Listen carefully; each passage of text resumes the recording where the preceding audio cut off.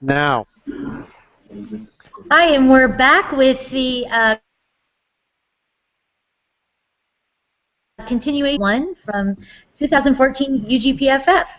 And it looks like we have a lot of filmmakers here, which is great to see. Awesome. Some of you I know, some of you I don't know, but we just finished watching all the films. They were great. There was a lot of, it was a mix of short films and web series. So if some of you don't have your lower thirds, I'll have you go through and tell us who you are, and tell us which film is yours. Let's start with Brian.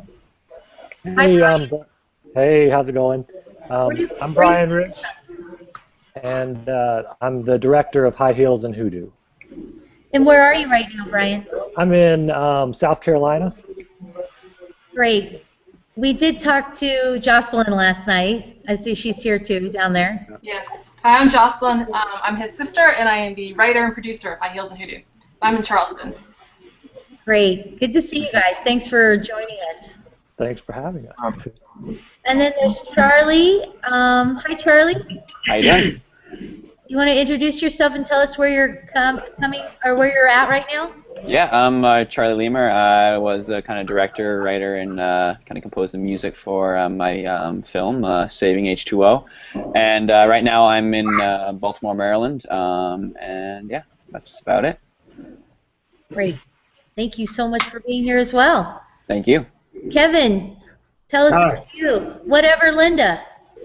Whatever, Linda. I'm the exec producer, and I'm in Toronto right now. Toronto, Canada, nice and chilly. Oh, you're in Toronto. Okay, great. Yeah.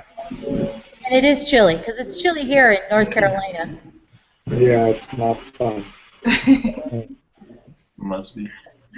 And Kurt, tell us, we talked to you too last night. So you're the director of Sad Monster. I am, and much like Kevin, I'm in Toronto as well. Oh, nice. Yeah, I wonder sometimes why I'm here, but the film industry is pretty hot, and there's a lot of connections. But as Kevin knows, there's been a lot of inclement weather lately, and which is actually pretty good. We're filming right now a Christmas short, and so it kind of helps and it hinders, but we're working with it. Great. Well, I'm glad you're here. And then this is Max joining us from New Zealand with his group there. Yes, hello, kia ora. We're here from Master University with Saving H2O. It's great that Charlie can join us online as well, and we've got also some of the crew members around and some his fellow students, colleagues in the audience. How many people do you think you have there? Handful, but they can make lots of noise. Did you say a handful? A handful. Selected. That's awesome. And who is this? It's Juan and Juan. It's the two Juans. Yeah, we're the Juans. My name is Juan Manuel Vasquez, and he's Juan Camilo Garcia. We are in Bogota, Colombia, and we are the directors and producers of the short film Obligados en Juruirá. It's a short documentary. Fantastic. What time is it there right now? It's 8:50 p.m. It's the same hour. Yeah. Great. Well, I'm glad you guys are joining us. And I know that Max, you guys are actually in the future. It's about 2 or 3 p.m. on Saturday, right? Yep. We're in the, yeah. So there was. First of all, do we have any questions from this particular audience in our live audience for any of these filmmakers about any of the films? Any questions? Any comments? Any feedback at all? Okay, I have one. So, Kurt, you were telling us last night that you actually, from this project, it's turned into a franchise for you. Can you tell us a little bit about how Sad Monster has kind of gone on to a book and all this other stuff that's been going on? Yeah, like I own an ad agency here in Toronto, and so I do a lot of television commercials, mostly for companies like Ford, Mazda, Infinity. But I did Sad Monster as a gift for my daughter initially. But we started winning so many film festivals that we had all these schools reaching out to us saying, you know, where can we get the stuffed animal? Where can we get the book? And so almost immediately, my wife started going around from school to school doing like having the Sad Monster appear, and from there we had publishers contact us, and now we've got the Sad Monster book. It's great. Awesome. And like people have been sending us stuff like this. And I made a horrible mistake early on, and I said, because schools were doing screenings of Sad Monster, and I said for any kid that sent me a drawing of Sad Monster, Sad Monster would send them a letter back, and we got like we've got 500 or 600 drawings that were sent to us. So it's like I literally just got another batch of Sad Monster letters printed, and I have to send out to kids like from Sad Monster. So there was a little bit of a price tag for sending out that many letters in the mail. That is so cool. That was unexpected. That's great. My other question was for, I think it's Kevin, who's with whatever Linda. There was a few people that saw this before the festival, and we all really liked it. I mean, I thought the most daring part was of doing web series like you did was obviously making it so period. And I mean, I'm wondering, do you already have access to all this great 1978 stuff, or did you have to go and find all this stuff?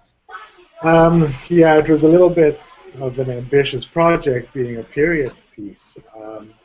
We were lucky in many ways. We had an amazing production designer and art department that scoured the earth and scoured Toronto and all the great prop houses for all the period props. The one big stroke of luck was the location we found, which is basically a huge 1920s warehouse.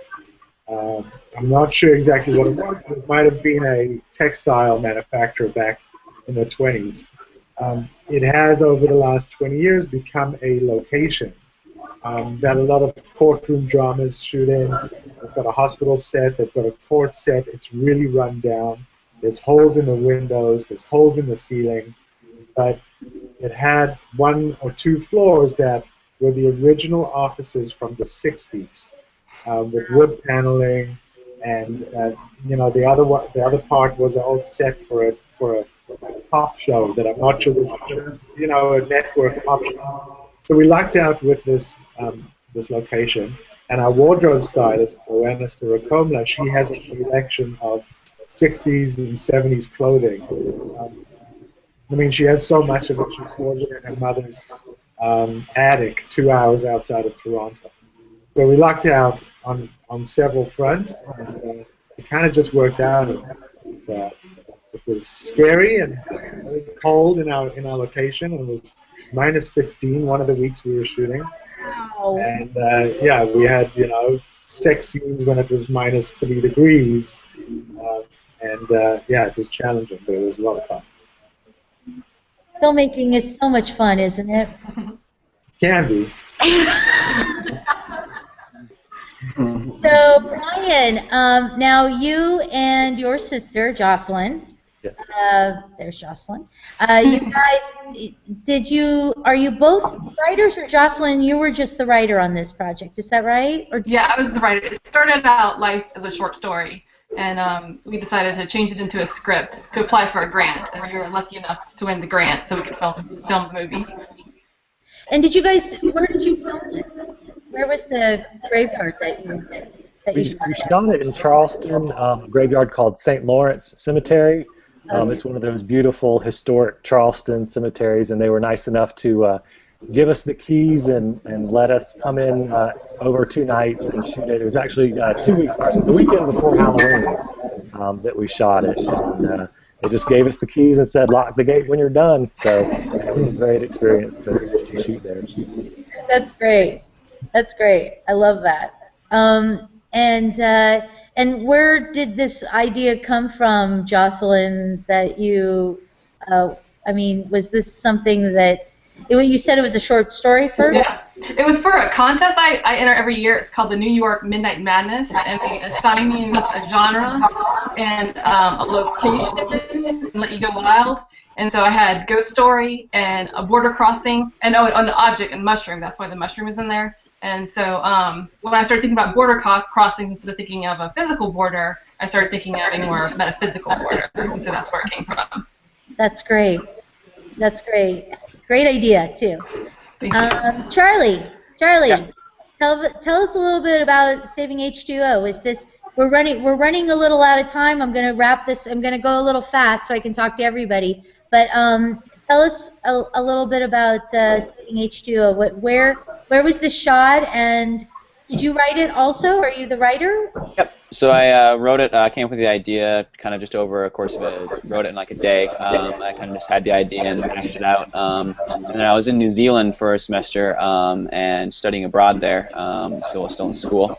And so in one of my classes with James, who is with Max there right now in New Zealand, and so I worked with them and a whole big crew. And so we shot it all right around Wellington, so within 30 minutes of Wellington, most of the locations. So yeah, it was with a great crew there, and pretty much all located in Wellington.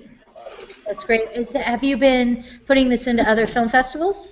Yep. We did a number. We screened it at the Kuala Lumpur Eco Film Festival for Best International Short Film there. Won that, and that's so far the only other one we've submitted to. We're kind of waiting because it does has the green message, so we're kind of looking more for film festivals that have kind of an eco element to them, and a lot of those don't kind of open up until January, February. So we're kind of waiting on a couple of those submissions until then. But definitely plan on submitting to a number of other film festivals. Great.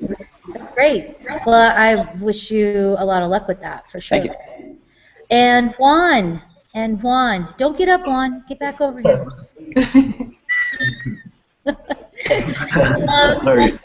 Tell us how your movie came about. Like how did you find this subject, and why did you decide to make a film about it?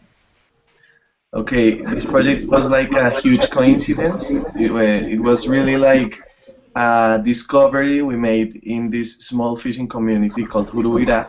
And talking to these people, they told us about this tradition they had that is called, in Spanish, obligar, that gives you powers through your belly button. And we thought it was like very interesting and really unique.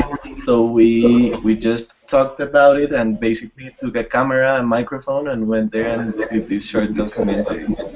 Are both of you normally documentary filmmakers, or do you do other type of film, like narrative too?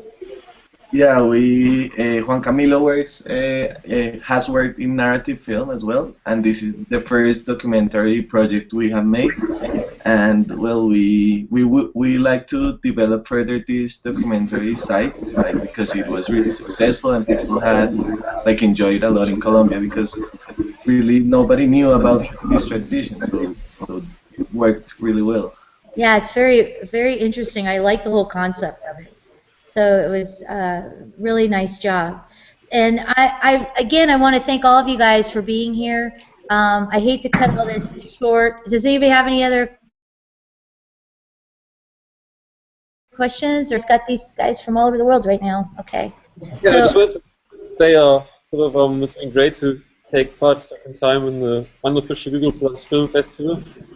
And I think the way what we've done here at Massey University is set up a curve that way that we've got some really great talent like Charlie or Bella or James who can participate and produce projects in ways that you would do it in the film industry. So I just wanted to say sort of great thanks all the filmmakers for their work this year, and it's been really great honor for us to be part again of It's awesome. the International Film Festival. Yeah. I can't wait to come out to your school and see what you guys are doing out there, because it sounds amazing. So I wish you guys a lot of luck, and thank you again, Max, for participating again this year, and that we'll have you help and participate next year. Awesome. Are you ready to sign us off? I think we're all good to go. Thank you so much for making this all happen. This has been a really amazing event, and we're really excited to basically connect the whole world from Asheville to Wellington and everywhere in between. So thanks again for joining us. Stay tuned. We have another block of short films coming up here in an hour. They'll be available to watch, and then after that you can join the filmmakers and ask questions about those films. So thanks, and see you guys soon. Thank you, everyone. Thank you. Thank you. Awesome. Thank you.